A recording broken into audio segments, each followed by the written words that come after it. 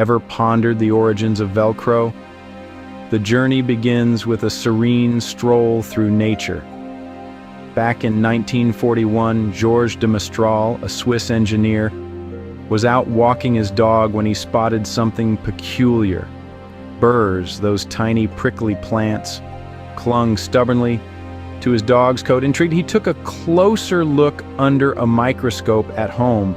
He revealed that these burrs possessed minuscule hooks that adhered to the loops in the fabric of his dog's fur. This seemingly simple observation sparked the invention of Velcro, a fastening system of hooks and loops, now ubiquitously found everywhere from sneakers to spacesuits. So nature, at times, is the muse behind our most inventive ideas. And in this case, it all started with a burr.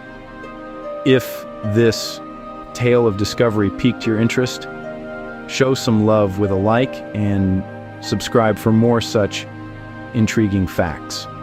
Remember, Nexen India Studio is your go-to for amazing content.